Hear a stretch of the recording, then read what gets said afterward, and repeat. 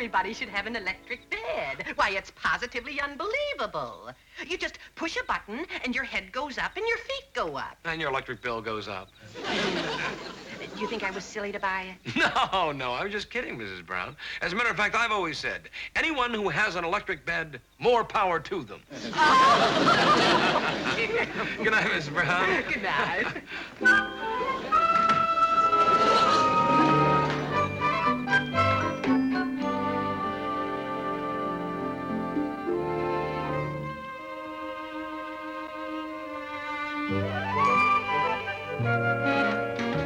Hi, Uncle Martin.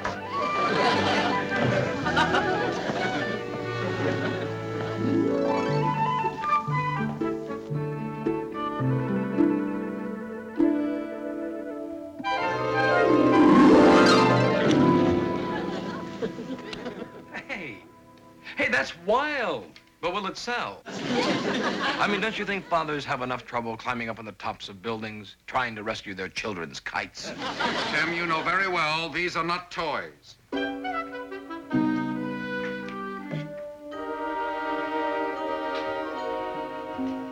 Say, Uncle Martin, I know you want to get back to Mars, but don't you think this idea is just a little far out?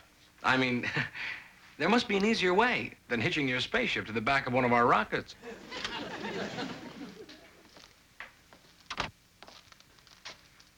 We found the short kernel. It was in the second stage input. Very good, Captain. That puts the launch time back on schedule. Check, sir. Blast off 2200 hours Tuesday. Turn it off, Tim. Uncle Martin, did I hear what I think I just heard? Vandenberg Air Force Base. You mean you rigged my hi-fi so that it would tune them in? Well, now, how do you think I got the specifications to build this model? You know I must calculate the exact point of contact so as not to jar their rocket off course. But don't worry. It'll still pick up ball games. Forget the ball games. We'll be picked up. Look, you just can't tune in on top secret meetings like that. You're going to know more about our rockets than the Air Force does. Tim, for centuries, we've been using these in our amusement parks. Oh, thanks a lot. I'm going to go to bed.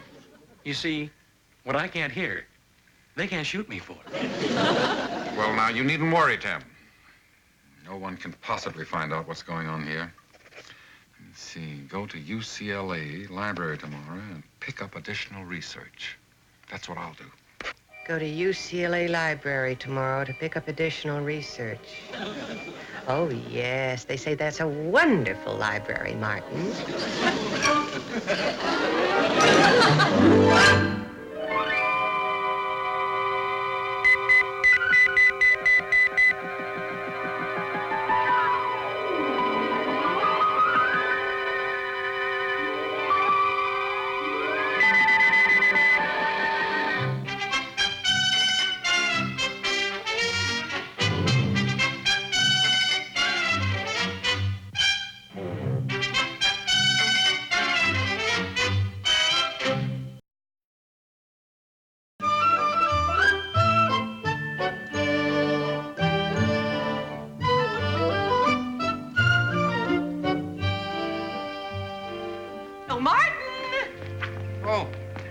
Mrs. Brown. Oh, Martin, I just had to catch you. I had the most interesting dream last night.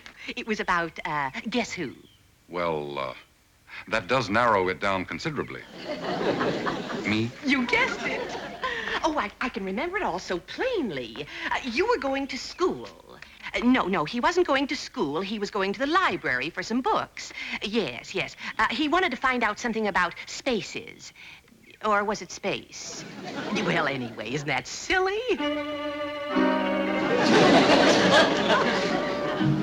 Oh, my goodness, I was right. Well, I must be psycho. That's psychic.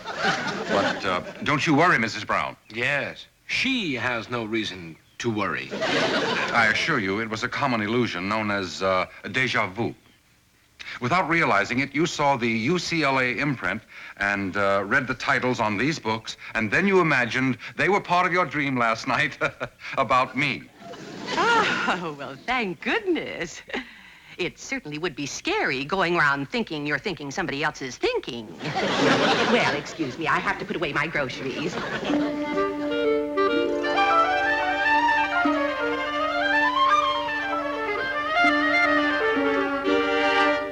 Rendezvous. They don't seem to be in love with each other. It's the magnetic polarization. It's reversed itself. Uncle Martin, the lamp.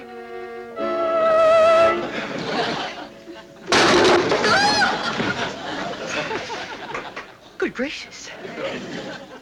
You know, one more second, Mrs. Brown would have lost her favorite lamp. And it would have been the end of my favorite finger. Yeah. I think I strained it. Well, thank goodness I'm ambidextrous. You know, somehow, my positive turned negative. Oh, listen, don't feel bad about that, Uncle Martin. Many times I've been positive and received a negative answer. Tim, I assure you that this is much more serious than... Oh. Oh? Martin! Tim! He didn't mean no. He meant uh-oh. Martin! Tim! Come in! Where's Martin? Oh, well, thank heavens you're all right. Oh, I feel so foolish. Well, I guess it was just another silly dream. Suddenly, I got the feeling that you were involved in some kind of a crash. Crash? What else did you dream, Mrs. Brown? Well, first, that you were having some kind of a rendezvous. I believe it was on a ship. A ship? Oh, Miss Brown, Uncle Martin, he gets seasick just having a chair with one leg uneven. Yes, Mrs. Brown, you have a very vivid imagination. Yes, I don't know what's the matter with me these days. I'm sorry. You know, I even had the idea that Martin injured his finger. Oh, my goodness. Well, I really am psycho. Mrs. Brown, it's psychic. No, Tim, it's coincidence. Well, you didn't have to keep it from me. I mean, I don't feel badly about it. In fact, if it's true, it might even be fun. Mrs. Brown. Now, I've taken up enough of your time. Now, you just go back to whatever you were doing, and don't you worry about me. Oh, don't worry, she says. You know, Tim, somehow my thoughts are being broadcast to her. This is a serious problem, but the situation could be worse. Oh, sure. Yes, maybe a few more people could tune you in. Then you'd have your own network show. I can just see it. This is the Top Secret Hour, brought to you by Leavenworth Penitentiary.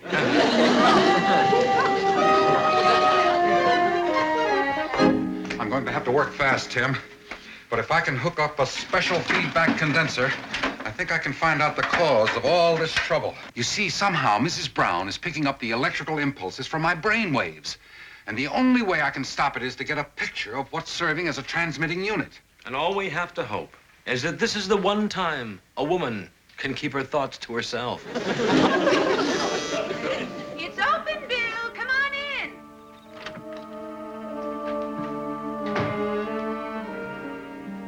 Laurelie. Oh, Bill, the most exciting thing happened today. I can't wait to tell you about it. What's that? Well, you'll just have to wait. You're so punctual. You don't even give a girl a chance to get finished dressing. Well, Laurelie, punctuality is a necessity with a policeman. There wouldn't be much point in arriving at a robbery a half hour late. Well, I guess that's true, but I don't go to many robberies. I didn't know you were interested in mentalism. You know, I took a postgraduate course in psychic phenomena at Duke. That's what I wanted to talk to you about. I'm psycho. Do you mean psychic? Well, maybe I do. That's what Martin calls it. O'Hara? What does that intellectual know nothing to do with this? Oh, he's the one I'm psycho about. I read his mind. That must be a sickening experience. But I'm not joking. I've really been doing it. If it's true, in our experiments at Duke, we had to search far and wide for subjects who really had extrasensory perception. But I knew about his books and his hurt finger. I'll bet you I can tell what he's thinking right now. If you could, it would be more than we even came close to doing at Duke. What's he thinking?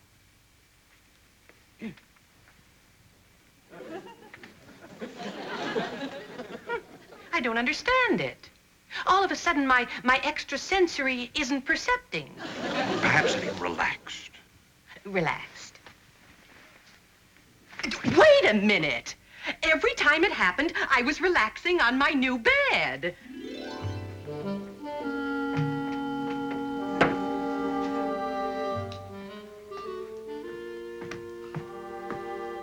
I was right. Now I'm getting something. Yes! Yes, it's Martin! Might be the bed. We had a woman at Duke who could only perceive on her grandfather's rocker. What's he thinking? A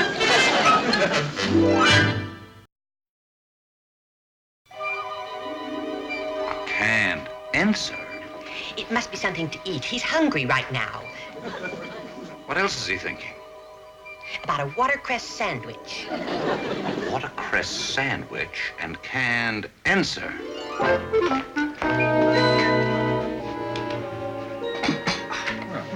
I think it'll work.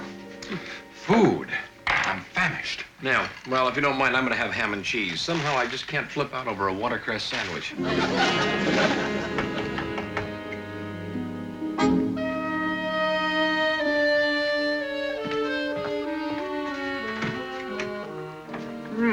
Mrs. Brown. Hello. Lieutenant Brennan. Martin, please excuse us, but Bill wanted to ask you something. Oh? What would you like to ask me, Lieutenant? Have you run out of chalk for marking tires? It's watercress. He is eating a watercress sandwich. I am, and may I ask, do you have a warrant to search my sandwich? Now, don't get angry, Martin. It's just that I told Bill I could read your mind, and he wanted to see for himself. Lauralee, you can do it. You really can. Now, O'Hara, what is a canned answer? Canned answer? Well, I read those words, too. I assure you that I have no idea what you could be thinking of. Don't you mean what you could be thinking of? Come on, O'Hara, what does it mean, canned answer? Detective Brennan, I know that you belong to the police force and all of that stuff and that you carry a badge, but that doesn't give you the right to look at me as though I were a fingerprint. Come along, Lauralee. We aren't getting anywhere here. Okay, come on. I know you were covering up. Now, what's this canned answer? Not canned answer, Tim. Thank goodness she didn't read me very clearly. The correct pronunciation is condenser. Well, anyway, you got away with it. Not completely. And I'm afraid that this public nose has stumbled onto a faint scent. Now I've got to move fast.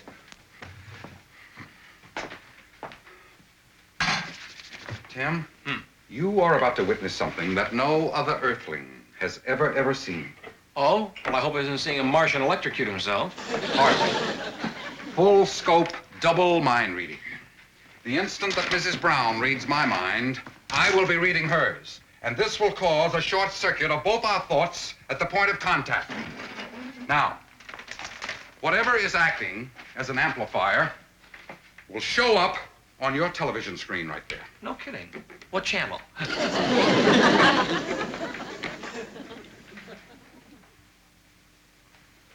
Hey, that's Mrs. Brown's apartment. Of course it is. What we are seeing is mere audio-visual projection of both Brennan's and Mrs. Brown's minds as I read them. In living color? What is so unusual about that? On a black and white set? I tell you, Lauralee, I had the feeling he was trying to hide something. Oh, and I tell you, Bill, that Martin has nothing to hide. Everybody's got something to hide. I haven't. Tell me, Lauralee, how old are you? I'm, well... Oh, really, Bill? You see? Well... Now, Lauralee, let's assume I'm wrong, though I rarely am, and he's not trying to hide something. Where's your natural inquisitiveness? Aren't you curious to know what goes on in a man's mind? Well... In the interest of science, I'd like to start some tests immediately. Oh, but I couldn't peep and tell. I mean, suppose it's something private that he doesn't want anybody to know. What if it was something about you? Me? Ah, you're afraid to find out what he thinks of you. Oh, well, I most certainly am not.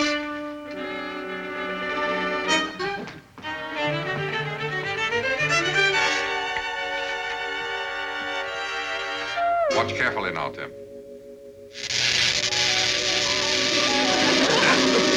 Tim, that's our culprit. A bed spring. Her new electric bed?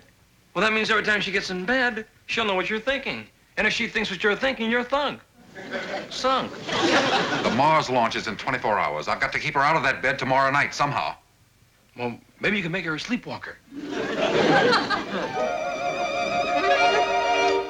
All I got was a kind of buzzing, and all I was thinking were my own thoughts. My head was completely empty. Oh, well, anyway, I didn't want to do it in the first place. I'm sorry, Laurelie. Your psyche's probably tired. But tomorrow's my day off. We could spend the whole day doing research. Oh, did you forget, Bill? I'm going to Palm Springs tomorrow. Hey, did you hear, Uncle Martin? That's the answer to a Martian's prayer. Not quite. Well, of course, if you had something else in mind, I mean, I don't want to impose on you. I can probably get Martin to water the plants and let in the plumber. Oh, but I'd be happy to, Laurelie. They're painting my apartment, and I don't even mind sleeping over. As a matter of fact, I'm anxious to try out this new electric bed. Uncle Martin, you're not losing a landlady. You're gaining a bloodhound. Well,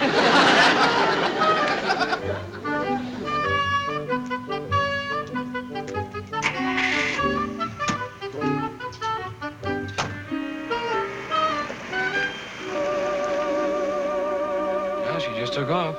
Yeah, and in 10 hours, I'm supposed to do the same thing. What's the matter? Look, I tried to make my mind a blank last night, but unfortunately, I too can dream.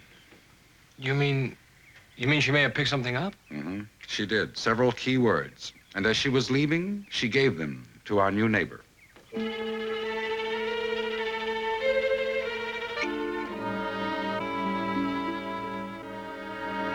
Now, wait a minute. You say that the words are Sprajib Karjib Mazlunch Vanby. Yeah, well, unless Brennan speaks Martian, he's not going to make any sense out of that. On the contrary, Tim, it's good English distorted when, in my sleep, I was trying to disguise my thoughts. Space Bacardia means spaceship in garage. And Mars Lunch Vanby is merely an abbreviated way of saying... Mars Launch Vandenberg. You guessed it. Oh, no, it's in today's paper. See? Mars Launch Vandenberg. And unfortunately, that all-American nose can read it, too.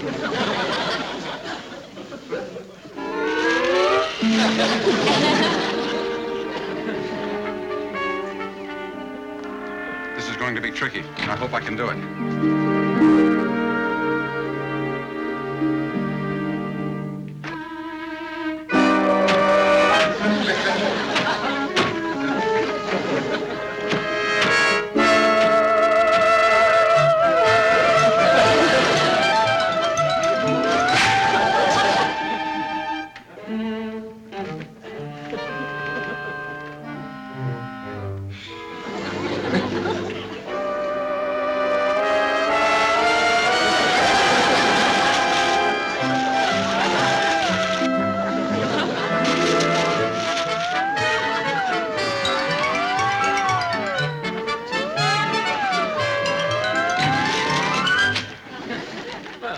That's what I call freedom of the press.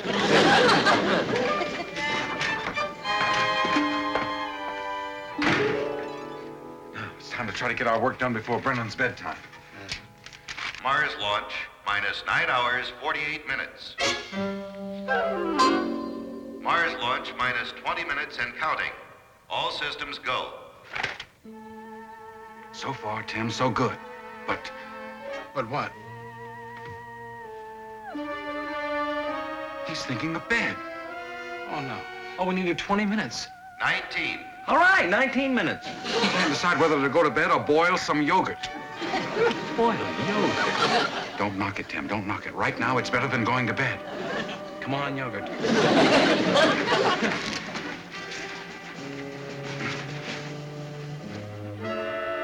Oh, no, he's in the bedroom.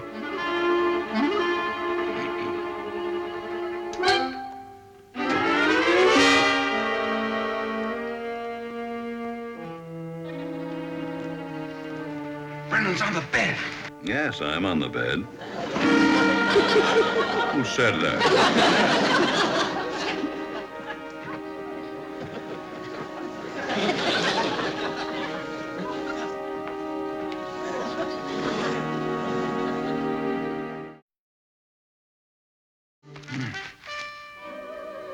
That was close. 10 minutes. Final check. I'm afraid it's going to be a good deal closer, too. I can't even disguise my thoughts because I've got to concentrate for my flight, wind, moisture, air pressure. All must be measured with absolute accuracy. Well, then if he gets back in that bed... I'm dead. I'll just have to switch my mind reading from manual to instinctive and try to keep him diverted. That way, maybe we can stay one move ahead of that bargain basement James Bond.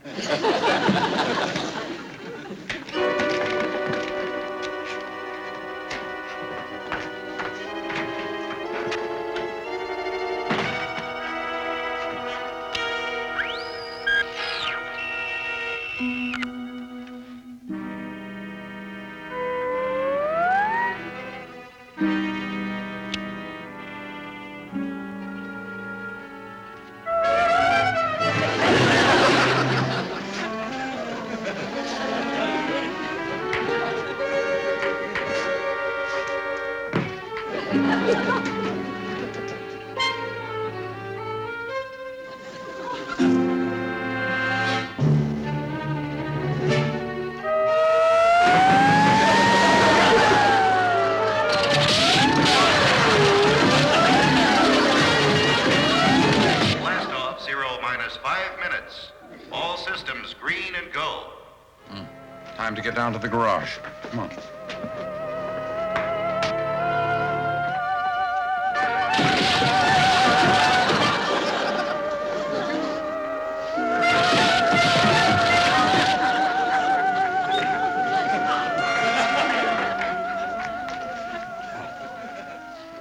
Hey, Uncle Martin, can't you take it easy on him now? Not till I'm gone, Tim. Even though I'll be safe on Mars, you'll be here. Oh.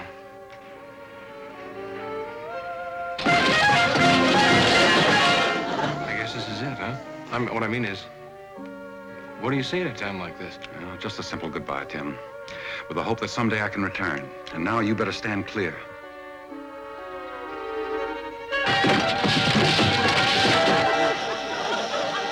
Oh, no.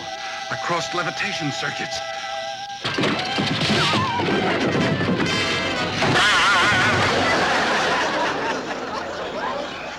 Is he hurt? With his head?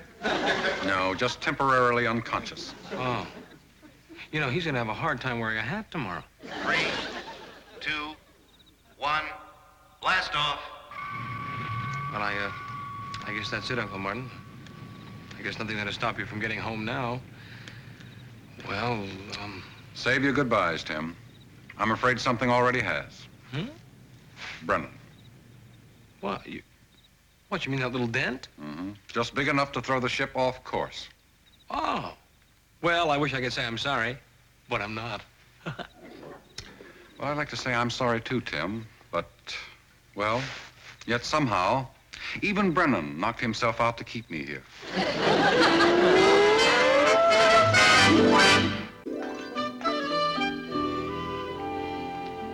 Say, Uncle Martin, well, are you sure Detective Brennan didn't see your spaceship before he hit? The only thing he saw was stars. The last thing he recalls is deciding to go to bed. Yeah. Well, what about that bed? How can you be positive that Mrs. Brown won't be able to read your mind anymore? Because, as I told you, x to the 38th power equals y pi squared over 4. But how can you be sure Mrs. Brown can't read your mind anymore? In layman's terms, because Brennan's last big bounce bent one of the bed springs. It changed its wavelength, and it's no longer attuned to my brain frequency. But are you sure? Brennan and Mrs. Brown have been trying all day to read my thoughts unsuccessfully. Here they come again.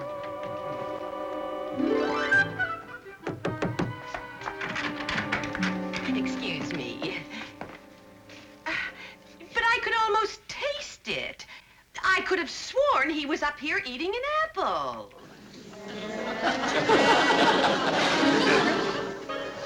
Oh, no.